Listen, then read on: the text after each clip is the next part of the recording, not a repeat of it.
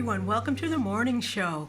We're coming to you today on WJOP-LP Newburyport at FM 96.3 on Channel 9, and will also be available on Newburyport Community Media's YouTube station at ncmhub.org.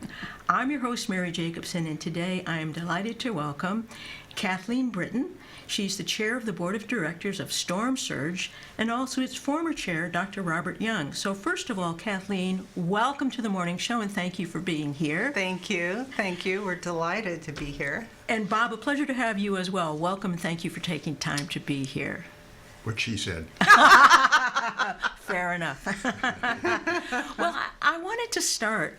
I was hoping that you would talk about the origin story of Storm Surge, when it was founded and by whom, and what was its mission? Great, I'd love to do that. It was formed about 13 years ago. In 2013, there was a huge northeaster storm that destroyed some housing along Plum Island's shore face. Six homes fell into the sea, and 7 more were declared uninhabitable, plus another 24 who were vulnerable for whatever big storms came along. Well, soon after, the owners there got together, and a fellow named Mike Morris helped organize a group which eventually became Storm Surge to, and its mission, and it still is a good part of our mission, to educate people about what climate change is bringing to things like that incident of a huge storm that could affect not just Plum Island, of course, but Newburyport and the communities around it. So that's the origin. Yeah. And, well, you know, I wasn't living in Newburyport at the time. Didn't move here until 2017. But I've seen pictures from that famous storm. And it could have been called Storm Apocalypse, but I think Storm Surge is better. It's more inviting. So that was interesting. I didn't realize that was the origin of Storm Surge. Right. And I think another key thing about the Storm Surge programs is that it's science-based, you know. It's science-based information, science-based presentations. So that we're really about, you know, not only educating but inviting people to get invited, and we want them to have as much of you know, real fact-based information as possible. Absolutely. So important, especially these days. We're in an age of disinformation, so actual data, fact-based information, so help people deal with the reality of what's happening to our planet. Yeah. Well, I'm also curious to find out about your individual stories. How did each of you become engaged with Storm Surge? Want to go ahead? All right, I'll go ahead. My background is in oceanography. I'm a geologic oceanographer.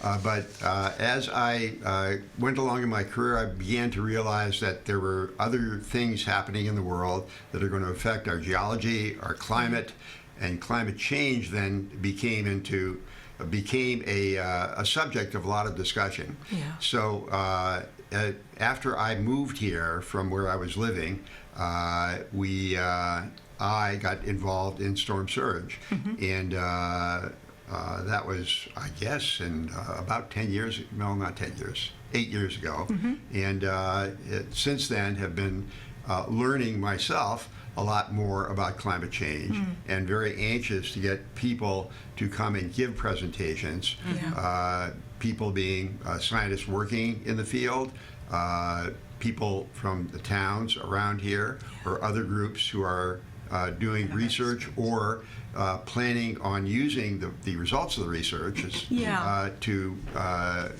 mitigate any harm that could come to their community. So that's my background. Excellent. Yeah, thank you for that. How about you, Kathleen? Well, I became aware of Storm Surge when I was doing some consulting with them and helping them establish their own 501c3, put together their bylaws, you know, all of the necessary things so that they could function as an independent nonprofit. In the course of doing that, of course, I've learned a lot about what they're doing, their mission, their outreach, and I've just learned a tremendous amount, and have been guilted a little bit in the acquiring of that information to do some habit changing on our own. Yeah. But I fully endorse the mission, and so when I was subsequently asked to be on the board, I said, yes, I'd be happy to help in whatever way I can. I don't have the same science background, but I'm at least able to grasp what gets presented and able to contribute in any way that I can. Well, to grasp it and then be motivated by it. Exactly. To more of an activist stance, which is a wonderful outcome. Guilt can be useful sometimes. I know. We've been very lucky over the years. The scientists we have invited to give talks, we've also asked them to kind of take the very technical part of their scientific findings down to a level where most people could understand it, and they've been very cooperative, and I think it makes much more of an impact. Important. Yeah. Right. Absolutely. Well, I know you do a lot in terms of public-facing education. In fact, looking at your website, it appeared to me that you work on a lot of fronts with a lot of target audiences, and an important one is schools and reaching the next generation. So please tell us about your ongoing pilot project in collaboration with the nonprofit organization, which has a wonderful name, Change is Simple. Yeah. And they have a mobile sustainability and climate innovation learning lab. And by the way, I'm on the Cultural Council, and so I want to congratulate you on getting a local Cultural Council grant for this pilot project. Yeah, we're grateful. Thank you. Please tell us more about the project's mission and how you hope it will be achieved. Sure. So a little background. We first learned about Change is Simple in its mobile learning lab through Katara Harding, who is a second grade teacher at the Bresnahan School. She had written a proposal for their year-long program, which is pretty costly.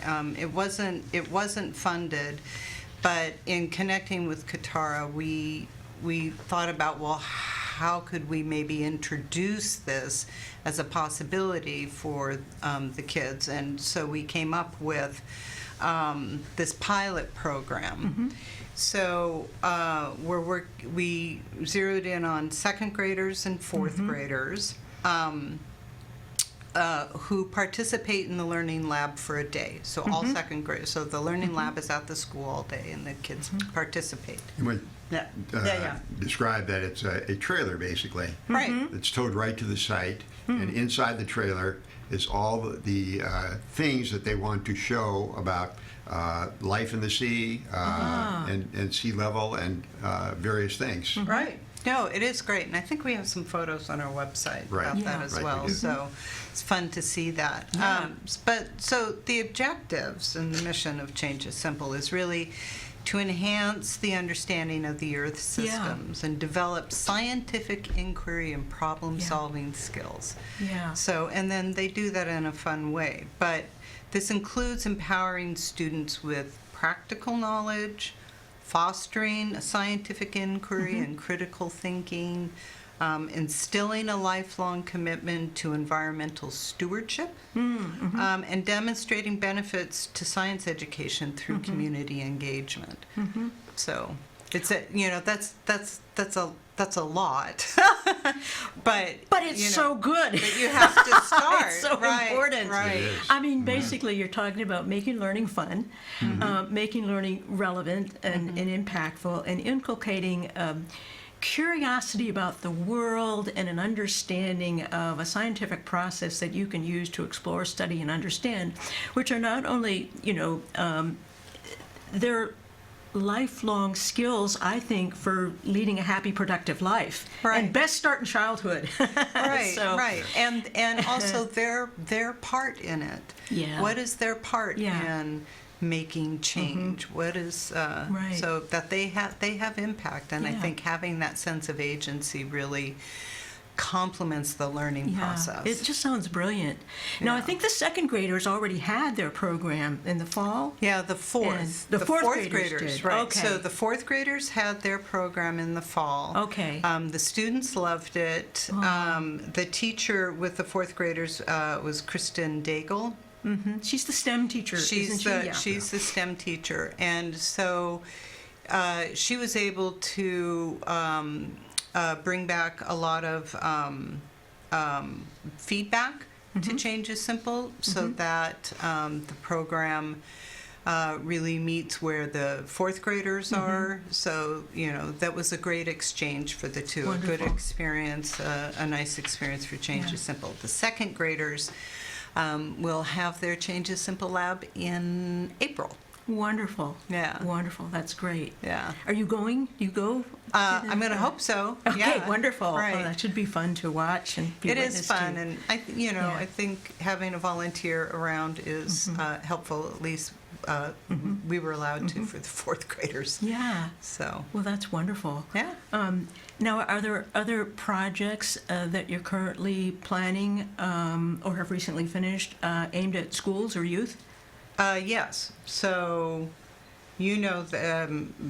Bob and I had mentioned that we do have a yearly event at the Newburyport High School. It's sponsored by the ACES, the Alliance Oh, yeah. of Climate and Environmental Stewards. And we're also now just starting, as a part of our recent strategic planning process, trying to find ways to integrate into existing school programs, school clubs, and maybe designing an internship program. This is all very early days. Yeah. Just right now it's just concepts on paper, but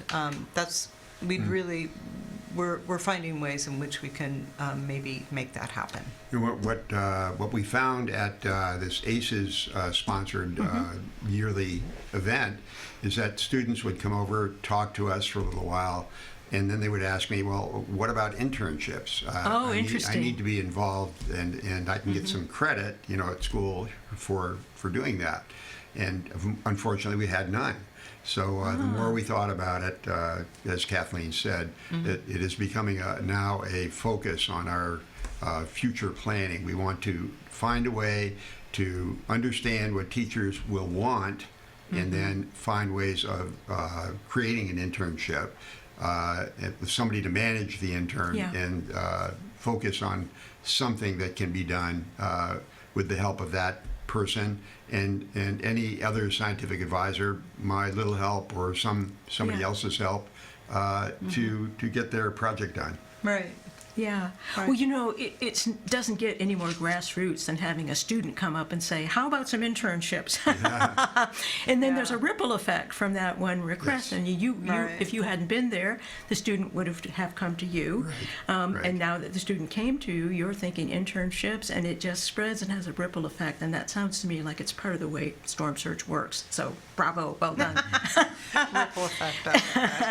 Well, I know you also sponsor a lot of talks and programs for the general public. What are some examples of groups that you reach out to or topics that you present, and especially anything that's coming up that you might like the public to know about? Sure. So, You want to? yep. All right. I'll leave you to it. The ball is in your court, Kathleen. So we have a program coming up March 4th, so that's Next Tuesday. Yeah. And our programs are always at the senior center. Right here next on the- door. Right, on the first floor. It's really great.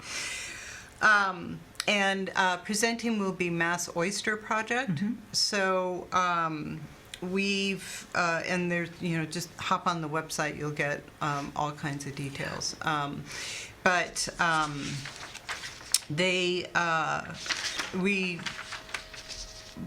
So that's coming up in March. Sorry, I'm mumbling here. And we've reached out to some restaurants and local businesses who might also want to participate in this talk. They, they'll be on hand, like I believe it's a sea level restaurant. They'll be on hand. There's greenhouse will be there. We might have Longshore Supply Company, so that they can not only talk about what they're doing in response to, the use of oysters, the oyster, what do you call it, recycling. Recycling, yeah. That sort of the thing. oyster All shells, right. yeah. They'll talk about upwelling. But then also, share what their contributions are as well. And we hope that they also participate in the Q&A, which follows Excellent. every presentation. In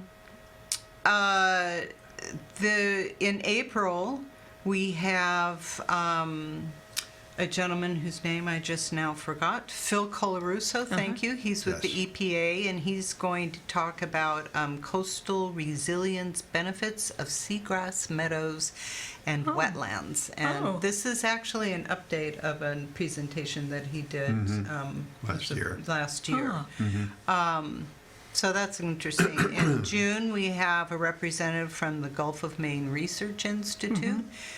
She's going to talk about tidal predictability and, can't read my writing, and flood forecasting. Oh, important. Right. Yeah. Exactly. Especially on a coastal community. So, yeah.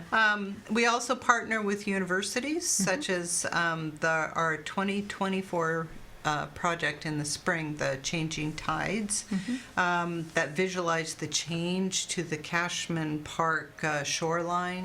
I remember reading about that. Yeah. Dramatic. Yeah. Yeah, That makes it real to people who go to Cashman all the time, and then you picture, oh, wow, Yes. okay.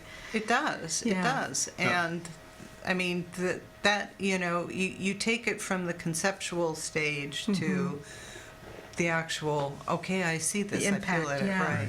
And so you could see how the predicted raise in sea level in 30, 50, 70 years in the future, what would happen to that low area in Cashman Park and the areas around it, and how far would it go? Would it get up to where there are actual homes? Right, that's along, right. And And those dogs will be swimming, not running around at Cashman Park. So, I think that's so important to bring it home in a way people can really visualize and think about its personal impact on us, each of us. So, Right. Absolutely.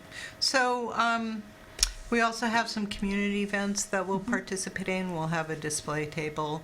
There's one in Amesbury. There's the Green Day thing coming up in, sorry, I don't remember the exact name. That's okay, I In don't May. But Green Day is close enough. Right. And of course, we'll always have that information on our website. We throw it out on social media as well. Yeah, it's an excellent website. I'll plug here. Oh, it has a lot of Thank information you. on it, Yeah. and all your programs are listed on it with an explanation of why they matter. Right. But Oh, go also, ahead. so, excuse me, but for the, in prep for the Mass Oyster Project presentation next Tuesday, we also have on our website some relevant articles that relate to the topic, as well as a video that, again, is all related to the topic. So if folks are planning to go to the event, I would encourage them to hop on the website and read that and take a look at the video Good preview. beforehand. Yeah. I'd like to go back a little bit. You were asking about what kind of materials that we might have for education. Yeah. We did make a series of videos that are on access through our website. One on just a general overview is what is climate change, how did it happen over the billions of years of Earth history, and then two videos, part one and part two of the Great Marsh, and what is the life of the Great Marsh, the grasses, and a thought on what's going to happen in the future as sea level continues to rise, and then a fourth one on Plum Island, that pile of sand out there. When did it happen? How did it happen? And it happened because of glaciers, the ends of the glaciers in the last glacial episode. When they began to melt about 18,000 years ago, that's when Plum Island began to form, and the shoreline of Newburyport formed. Yeah. So there's some good information there. Yeah. We were hoping that these videos might be useful to schools, and we have not met a lot of that's more than, oh, that's very nice. So I've been thinking a little bit about how we can do a better job of even reformatting some of those videos and making it something like a 10-minute lesson that a teacher could teach to. Yeah. And help them that way. Yeah. Right. And again, as we were saying earlier, with trying to develop youth programs, figure out a way to have it as a complement to an existing curriculum. Yeah. Right. Exactly. Well, you're going to have some interns. You can put them to work on that because they're very savvy with the social media. Right. It's a That's generational true. thing. That's So true. they should be able to help with that. That's true. Well, I was curious to find out, because Storm Surge, you have lots of great programs coming up. You've done lots of great programs, including the videos you just mentioned that you've already done for some time. What kind of feedback do you get from people who come to your programs about the impact on them of what they've learned thanks to Storm Surge? I think we get very positive feedback from those people who are waiting after the presentation is over to talk to us. Yeah. And I think they're one of their main focuses I can hear when I'm talking to them is they're so happy that it's given by somebody who's actually done the work and not somebody who's taking somebody else's work and repeating it and maybe leaving things out or interpreting it in a different way. But they're able to see directly, this is what the science tells us about what's happened, what is going to happen. And they do appreciate that. And the skill of the presenters in presenting it, too. Absolutely. We've been very lucky with that. We have been. We've had great presenters. And I think you also get a sense of their engagement with the programs through the types of questions that come up in the Q&A. They're very thoughtful questions, Very so it means, that the dialogue that we're creating is it's not going to just end in the room. Yeah. And we also are really making a push now to have a call to action with every presentation, so that, again, it goes beyond the doors of the senior center and where people can take what they've learned and try and apply it in some practical way. They may wind up on your board if your Yes, story... we do want them on our board. Which would be a good outcome, right? Absolutely. Well, it must be very gratifying for your presenters as well to be able to share their hard-earned research with a receptive audience that cares about the fact that they're actual scientists doing the research themselves and that they have questions. Absolutely. And When they get pinged with that in-depth question, you can see, yeah, I bet a little part of their heart comes I alive. hadn't thought of that before, but now that I do, let me try to explain how my work relates to that. Yeah. So it's a win-win-win all around. Yeah. Good. Well, of course, everybody feels the effects of climate change everywhere, and yet there seems to be a kind of a reluctance. I don't know if that's the right word, resistance, denial. Why do you think it's so challenging to galvanize people to act with the resolve and commitment commensurate to the planetary urgency? You use the word commitment, and I think that's a key factor. You have to be willing to recycle, to maybe think about what would happen if I no longer had electricity in my house, or do I live very close to rising water, and what would I do about it? Those kind of things. And those are the short-term things, okay? Yeah. But the long-term things, like it might take 50 years of reduction in the amount of greenhouse gases that we put in the atmosphere, and recycling of things, and making sure no more plastics go into the ocean, for example. All of those things are very long term, so it's I think, very hard for many people to really relate to that and make that commitment. I'm from now on, no more plastics. I'm not going to buy anything that has plastic wrapper around it, for example, which is, as you know, very hard to find. Challenging. It is very Very hard to challenging. find. But you Yeah. know that recent research about what they call the microplastics Yes. winding up in your brain? Oh, yes. That worries me. It should worry us all. And you know, so- it's too late.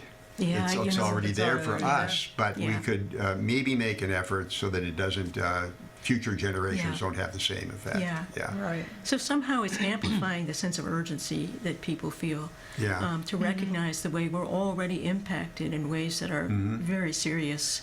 And then translating that urgency and sense of personal connection to the issue, translating that into action, which is, of course, what Storm Surge is all about. It's still it's a work. It's a work in progress, but it's a Right. real it's a challenging endeavor because I think there's it's human to sometimes want to deny things, or just kind of there's so much to worry about in the world to Right. numb out a little bit, and yet these are immediate physical things rather than abstractions, and so it seems like there is that potential there to bring home the message, like with the Cashman Park thing and people visualizing, my dog will be swimming, not running around. So, well, given that some days I'm sure that it does feel like an uphill struggle, how do the two of you stay energized? Well, working with people like Kathleen, that's how I stay energized. That's very They are nice. committed people. We have a number of them in the group, in the board now, and I'm even more energized and wish I had more time to spend doing it. Well, Bob's a high demand guy. He's involved in a lot of organizations and in projects, and so I personally feel very grateful that Bob shares as much time as he does, and it's more than what he is intimating here. But for me, I would say the same thing. Learning more about Bob and what he has done in his career, what he's continuing to do, has just been such a great bonus for me.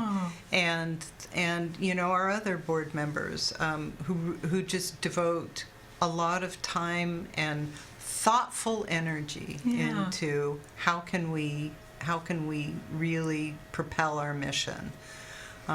So that's hopeful. I mean, it provides hope, and it provides a sense of, well, I think we're actually accomplishing something. Well, that's really interesting and touching, really. That what comes across to me as you both talk is that there's a real power in being around other people who share your understanding and your commitment and your awareness and your willingness to invest yourself in a cause and a movement that you really care about, and that there's a galvanizing kind of there's power in community, in other words. Absolutely. So anyway, and that suggests how important it is for people to find communities for the issues that they really care about, and communities are there everywhere. Sometimes people just don't know that they exist, but Right. we're getting the word out about Storm Surge, and so We're also, just one thing I would add is Yeah. that we have a variety of people in our Yeah. group, Right. from different skills, different work histories, and that's what makes it Really so dynamic. so dynamic. Yeah. Oh, that's the word I was looking Yeah. for. Thank you. Dynamic. yeah. Right. And dynamic is a powerful word, isn't Yes. it? It just kind of like it almost makes you feel this sense of energy, the word itself. Some words are Right. like that, that Right. kind of embody what. So anyway, it's a dynamic community. So Yeah, and I'd also like to say just really quickly, in January, we went through a strategic planning process. Who are we? Where are we going? Is our mission relevant? That sort of thing. And we purposefully invited members of the community into the strategic planning discussion. So Oh, it wasn't yeah. just the board members, because we really wanted to get some unfiltered feedback. And I have to say, I thought the planning process went very well, because the folks who were there really had thoughtful ideas, Yeah. and their appreciation for storm surge, I think, was a big boost. You know, that affirmed that what we're doing is making a difference. So. Oh. The more we can engage more people into storm surge, the better we can deliver on our mission. And, Absolutely. You know, and really involve people in ways that maybe they didn't think that they could be involved. You know, so Well, getting them to volunteer, which isn't necessarily being on the board. You know, it could be on an event by event basis, but. They want to be on the board, we want them to. You'll take them. Right. Yeah. But the point you're making about volunteering is there might be discrete ways. If people don't have the time or they're not ready to be on the board, though, there's Exactly. projects and sort of discrete kinds of things Right. that people could elect to be part of. Right. And if people wanted to do that, Kathleen, what would be the best way for them to pursue that kind of information about what they might volunteer to do or to become more Sure. involved? Sure. So there's Quite easy, isn't it? Really, they just call Kathleen. They call me. So on our website, there's there's an email, and they can call me as well. We're on, I think, like volunteer match, that sort of thing. But really, just go to the website. There's a phone number and there's an email. No, there's an email. Yeah. Just use that, send the email. We get back to you within a day, within 24 hours. So, and in fact, we had a gentleman who made an inquiry recently, and I was able to get back to him and tell him about the March 4th event. You know, please come do that. Come talk to some of our board members. Mentioned a few other projects coming up. So everybody is invited in. Everybody, Yeah. everybody, Yeah. right? And that makes sense because it's an issue that affects everybody on the planet. Exactly. It doesn't respect differences. So, The people who founded the group of Storm Surge, there was only one person who happened to be the president of the group going forward who had any science background at all. yeah. But they knew what they needed to know. Yeah, And okay. they were very good at getting people to come and tell them what they needed to Yeah. know. And I think that's the way the board really has been most successful. Yeah, There's Wonderful. right. And that website is, we'll say, storm-surge.org. Correct. And you'll find everything that Kathleen and Bob have been talking about and the videos and everything. It really is a comprehensive kind of website, just chock full of information, but well organized, so it's not overwhelming. Oh, great. You can find the Thanks. things that you're looking for. yeah. Great. Well, it's been so wonderful to learn about the wonder of storm surge and your impact for work. Any final words of wisdom or inspiration that you'd like to leave people with as we finish this interview? The inspirator in chief is sitting to the left. My only comment would be, as I said just right now, you don't have to be a scientist to belong Yeah, to that's a Storm good Surge. point to make. Exactly. Yeah. You can bring all your life experiences and skills to us, and they will find a place Yeah, to help Storm Surge with its mission. wonderful. Absolutely. Yeah, Absolutely. I endorse that. Yes. So, as the inspiration in chief, it is endorsed.